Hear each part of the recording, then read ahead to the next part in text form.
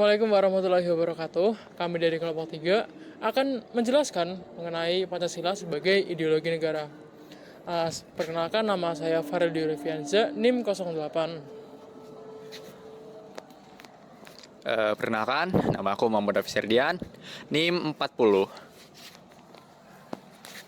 Perkenalkan, nama saya Nandi Rifki, NIM 019. Perkenalkan, nama saya Ulil Albul Mubarok dari NIM 27. Perkenalkan, nama saya Wulan Ramadhani dari NIM 007. Perkenalkan, nama saya Feiza Rafi, berasal dari kelompok 3. Nah, di sini saya akan membawakan tentang konsep Pancasila sebagai ideologi negara. Nah, ideologi sendiri terdiri dari kata ideas yang artinya gagasan atau cita-cita dan logos yang artinya ilmu. Jadi, ideologi ini ilmu tentang ide atau ajaran mengenai dasar pemikiran. Secara historis, konsep ideologi berkembang sejak Destutt de Tracy yang memandangnya sebagai science of ideas, disusul oleh pemikir seperti Machiavelli yang mengaitkannya dengan kekuasaan dan politik, serta Karl Marx yang menilai ideologi sebagai hasil dari kondisi material masyarakat, terutama hubungan produksi antara kelas penguasa dan kelas tertentu.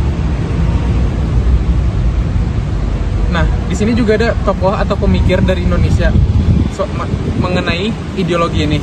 Yang pertama itu ada Sastra Prateja. Dia mengatakan bahwa ideologi adalah seperangkat gagasan atau pemikiran yang berorientasi pada tindakan dan diorganisir menjadi suatu sistem yang teratur. Selanjutnya ada Surjanto.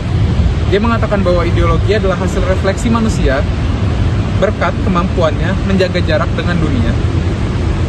Selanjutnya ada Mubiarto yang mengatakan bahwa ideologi adalah sejumlah doktrin, kepercayaan, dan simbol-simbol sekelompok masyarakat atau suatu bangsa yang menjadi pegangan dan pedoman kerja. Nah, di sini ada juga teori mengenai ideologi. Yang pertama ada dari Martin Seligman memandang bahwa ideologi sebagai sistem kepercayaan yang berfungsi menjaga dan mengarahkan tatanan sosial. Selanjutnya Alvin Goldner melihat ideologi sebagai proyek nasional yang muncul dari perubahan sosial. Selanjutnya, Paul Hirsch menekankan bahwa ideologi sebagai sistem gagasan politik dalam relasi sosial. Nah, fungsi ideologi sendiri dibagi menjadi 5. Yang pertama ada memberi landasan berpikir dan pemahaman terhadap realita. Selanjutnya menjadi orientasi hidup dan pengarah tujuan. Selanjutnya lagi ada menjadi norma dan pedoman. Yang keempat ada memberikan identitas, dan terakhir ada menjadi sarana pendidikan. Nah, jika dibandingkan dengan ideologi besar dunia, Marxisme-Leninisme menekankan perubahan sosial melalui ekonomi dan perjuangan kelas. Selanjutnya liberalisme mengutamakan kebebasan individu. Ada lagi sosialisme menekankan kesejahteraan bersama, dan selanjutnya kapitalisme yang menonjolkan kebebasan ekonomi individu. Selanjutnya, saya akan menjelaskan materi tentang urgensi Pancasila sebagai ideologi negara. Dalam era globalisasi dan revolusi teknologi yang akan timbul pertanyaan, mengapa Pancasila itu masih relevan? Untuk mengetahuinya, kita harus terlebih dahulu memahami Pancasila sebagai ideologi terbuka. Pancasila itu ideologi yang dinamis dan adaptif terhadap perkembangan zaman, namun tetap berpegang teguh pada nilai-nilai dasarnya. Fungsi Pancasila sebagai dasar negara yaitu memberikan arah yang jelas dalam pembentukan kebijakan publik, sistem hukum yang menjunjung tinggi, keadilan, kemanusiaan, dan musyawarah yang terus mengikuti perkembangan zaman. Kemudian, Pancasila sebagai pandangan hidup, yaitu membimbing masyarakat Indonesia dalam menjalani kehidupan yang beretika, saling menghormati, tanggung jawab dalam kehidupan sehari-hari maupun dalam kehidupan berbangsa dan bernegara. Kemudian, Pancasila sebagai pemersatu bangsa, yaitu menjadi penangkal terhadap perpecahan di tengah keragaman yang sangat besar, yaitu prinsip Bhinneka Tunggal Ika. Jadi, Pancasila bukan hanya relevan, tetapi mendesak untuk diterapkan secara konsisten dan kritis dalam menyelesaikan berbagai tantangan globalisasi. Kita lanjut ke tantangan globalisasi terhadap Pancasila, yaitu keterbukaan timbal balik antar bangsa. Globalisasi mendorong arus informasi, budaya, dan gaya hidup lintas negara yang sangat cepat, yang dapat menimbulkan risiko homogenisasi budaya, seperti budaya barat yang dianggap modern. Generasi sekarang lebih mengenal gaya berpakaian luar dibanding gaya berpakaian tradisional, bahkan tidak mengenal pakaian adat sendiri. Dan menurut data Kemendikbud tahun 2022 menunjukkan 65% remaja lebih mengenal karakter anime Jepang dibanding tokoh wayang. Perang Pancasila yang berlandaskan sila ketiga, yaitu mengingatkan pentingnya menjaga identitas budaya sebagai bagian dari jati diri bangsa, dan Pancasila mendorong penghargaan terhadap kearifan lokal dan keberagaman budaya Nusantara sebagai kekayaan nasional. Kemudian pengakuan pluralisme, yaitu globalisasi memperkuat kesadaran akan perbedaan identitas seperti etnis, agama, dan ideologi. Tanpa dasar yang kuat akan menimbulkan polarisasi dan konflik sosial seperti meningkatnya bullying dan atau ujaran kebencian di medsos berbasis SARA akibat perbedaan pandangan, dan kasus pada tahun 2023 yaitu upaya pelarangan perayaan Natal di beberapa daerah. Peran Pancasila yang berlandaskan sila pertama dan sila keempat, yaitu menekankan persatuan dalam keberagaman dan penyelesaian perbedaan melalui dialog dan musyawarah. Kemudian persaingan ideologi tanpa dominasi di era global. Ideologi tidak lagi dipaksakan secara politik, tetapi masuk lewat gaya hidup dan media sosial. Nilai individualisme, radikalisme bisa merusak nilai gotong royong dan kesederhanaan, contohnya platform global yang mendorong ideologi bebas berekspresi tanpa batas.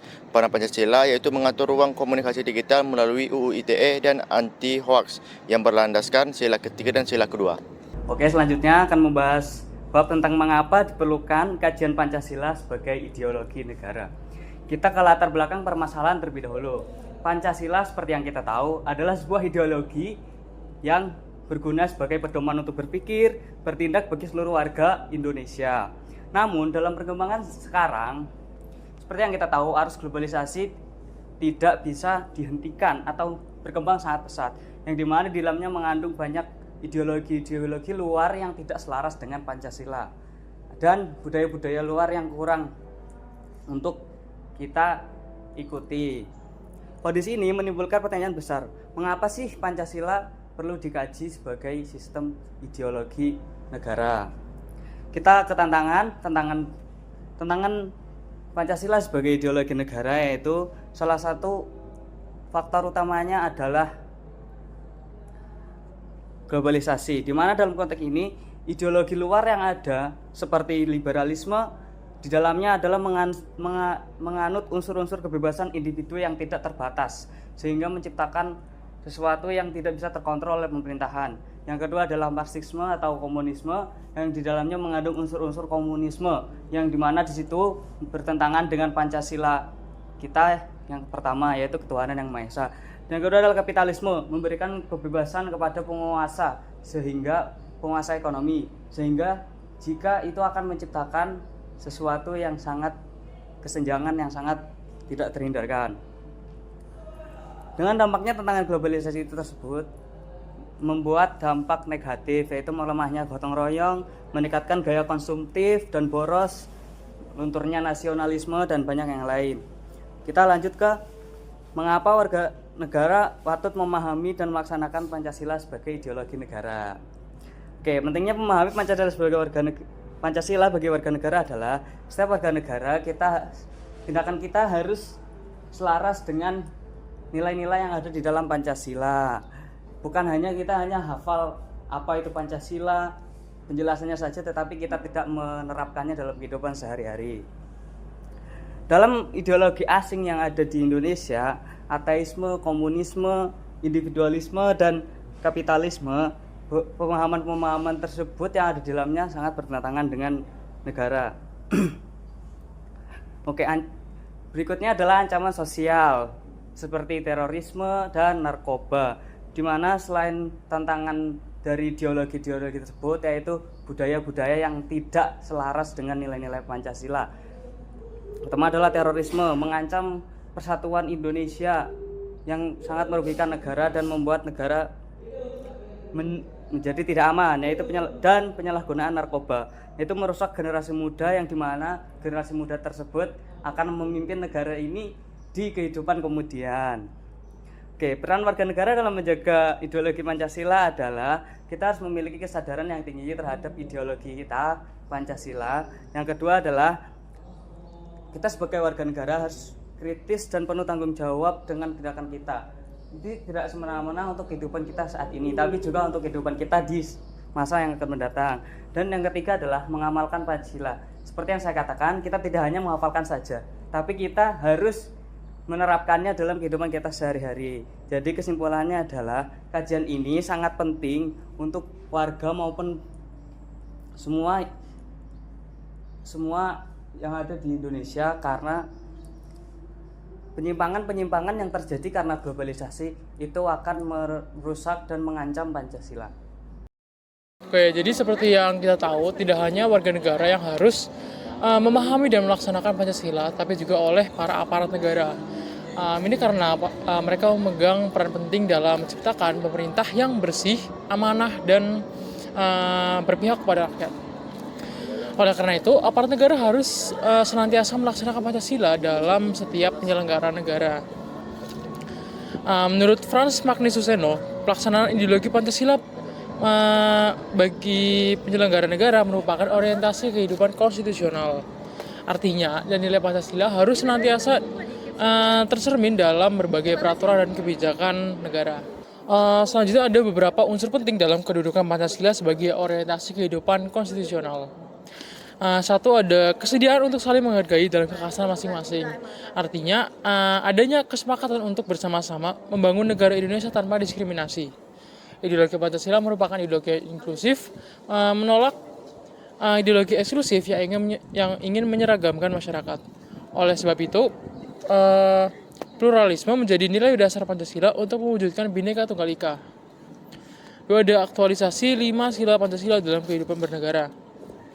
Artinya, kelima sila Pancasila harus benar-benar dijalankan dalam praktik pemerintahan dan kehidupan sehari-hari. Satu, ada sila ketuhanan yang Maha Esa, dirumuskan untuk menjamin bahwa tidak adanya diskriminasi atas dasar agama, serta menjamin kebebasan beribadah dan pluralisme keagamaan. Dua, ada sila kemanusiaan yang adil dan beradab, berarti setiap warga negara memiliki hak yang harus dihormati, karena hak itu menjadi tolak ukur solidaritas dan keberadaban bangsa. Tiga, sila persatuan Indonesia, menegaskan rasa cinta tanah air dengan membangun hubungan yang terbuka, saling menghormati, dan bekerja sama demi kesejahteraan bangsa. Empat, ada sila kerakyatan yang dipimpin oleh hikmat kebijaksanaan dalam permusyawaratan perwakilan, menunjukkan komitmen terhadap demokrasi dan musyawarah untuk mencapai keputusan bersama. 5, ada sila keadilan sosial bagi seluruh rakyat Indonesia, mengandung makna penghapusan kemiskinan dan diskriminasi, serta perlindungan terhadap kelompok lemah agar tercipta kesejahteraan yang merata. Jadi dapat kita simpulkan bahwa penyelenggara negara memiliki tanggung jawab besar dalam menerapkan nilai-nilai Pancasila secara nyata agar pemerintahan berjalan sesuai dengan cita-cita bangsa dan konstitusi. Nah, di sini saya akan menjelaskan tentang sumber historis, sosiologis, dan politis Pancasila sebagai ideologi negara. Yang pertama, yaitu sumber historis Pancasila sebagai ideologi negara, yaitu diawali dengan pada masa Presiden Soekarno, sekitar tahun 1945 hingga 1965, yang dimana Pancasila ditegaskan sebagai pemersatu bangsa dan dasar dalam membangun semangat nasionalisme. Namun, menjelang akhir pemerintahannya, muncullah konsep Nasakom, nasionalisme, agama, dan komunisme yang sempat menggeser makna Pancasila dalam praktik politik. Selanjutnya, pada masa Presiden Soeharto, yaitu 1966 hingga 1998, yang dimana Pancasila dijadikan asas tunggal bagi seluruh organisasi politik dan kemasyarakatan. Melalui TAP MPR No. 2 tahun 1978, diterapkan program P4, Pedoman, Penghayatan, dan Pengamalan Pancasila. Meski bertujuan untuk menanamkan nilai-nilai Pancasila, pelaksanaannya bersifat indoktrinatif sehingga menimbulkan kesan bahwa Pancasila hanyalah sebagai alat legitimasi politik rezim Orde Baru. Nah, setelah masa reformasi, Presiden B.J. Habibie pada tahun 1998 hingga 1999 yaitu menghapus penataran P4 dan membubarkan BP7, Lembaga Penyebar Pancasila, melalui Kepres No. 27 tahun 1999, yang mengakibatkan semangat penghayatan terhadap Pancasila mengalami penurunan karena fokus pemerintahan lebih pada pembenahan demokrasi dan krisis politik. Pada masa Presiden Abdurrahman Wahid pada tahun 1999 hingga 2001, kebebasan berpendapat berkembang pesat. Namun, perhatian terhadap penguatan ideologi Pancasila menurun. Bahkan muncul wacana penghapusan TAP MPRS No. 25 tahun 1966 yang melarang ajaran komunisme. Selanjutnya pada masa Presiden Megawati Soekarno Putri tahun 2001 hingga 2004 yang menandai semakin menurunnya posisi formal Pancasila, terutama dengan disahkannya Undang-Undang No. 20 tahun 2003 tentang sistem pendidikan nasional yang tidak mencantumkan pendidikan Pancasila sebagai mata pelajaran wajib di semua jenjang pendidikan. Sementara itu, pada masa Presiden Susilo Bambang Yudhoyono tahun 2004 hingga tahun 2014, belum dibentuk lembaga khusus untuk menjaga dan mengembangkan nilai-nilai Pancasila sebagai amanat Kepres 27.999. Namun, pada tahun 2012 diterbitkannya Undang-Undang No. 12 tahun 2012 tentang pendidikan tinggi yang menetapkan Pancasila kembali menjadi mata kuliah wajib di perguruan tinggi. Selanjutnya yaitu sumber sosiologis Pancasila sebagai ideologi negara. Yang pertama yaitu ketuhanan yang Maha Esa, toleransi antar berumat beragama, kepercayaan terhadap Tuhan, kemanusiaan yang adil dan beradab, menghormati hak orang lain dan menolak penindasan. Yang ketiga, persatuan Indonesia, rasa cinta tanah air, solidaritas, dan gotong royong. Yang keempat, kerakyatan yang dipimpin oleh hikmat kebijaksanaan dalam permusyawaratan perwakilan, yaitu musyawarah menghargai pendapat. Yang kelima, keadilan sosial bagi seluruh rakyat Indonesia, yaitu dengan hidup sederhana, suka menolong, dan tidak berlebihan. Yang ketiga, sumber politis Pancasila sebagai ideologi negara. Yang pertama, ketuhanan yang Maha Esa, menjamin semangat toleransi antar umat beragama. Yang kedua, kemanusiaan yang adil dan beradab, menghormati hak asasi manusia. Yang ketiga, persatuan Indonesia, mendahulukan kepentingan bangsa di atas golongan. Yang keempat, kerakyatan yang dipimpin oleh hikmat kebijaksanaan dalam permusyawaratan perwakilan, yaitu mendahulukan pengambilan keputusan berdasarkan musyawarah. Yang kelima, keadilan sosial bagi seluruh rakyat Indonesia, yaitu tidak menyalahgunakan kekuasaan atau abuse of power untuk memperkaya diri atau kelompok. Oke, di sini saya akan menjelaskan dinamika dan tantangan Pancasila sebagai ideologi negara. Di sini aku jelasin dulu secara etimologi apa itu dinamika, apa itu tantangan. Secara etimologi, dinamika itu suatu pergerakan atau perubahan. Sementara tantangan adalah ancaman atau rintangan yang akan dihadapi oleh Pancasila di sini. Jadi dinamika dan tantangan Pancasila sebagai ideologi negara. Yang pertama, Pancasila sebagai ideologi negara mengalami pasang surut dalam pelaksanaannya sepanjang sejarah Indonesia.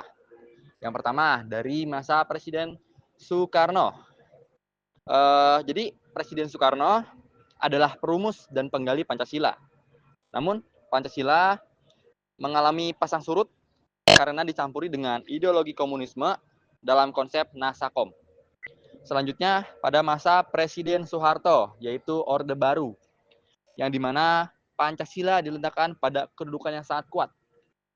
Dikuatkan melalui TAP MPR nomor 2 tahun 1978 tentang P4, yaitu pedoman, penghayatan, dan pengamalan Pancasila.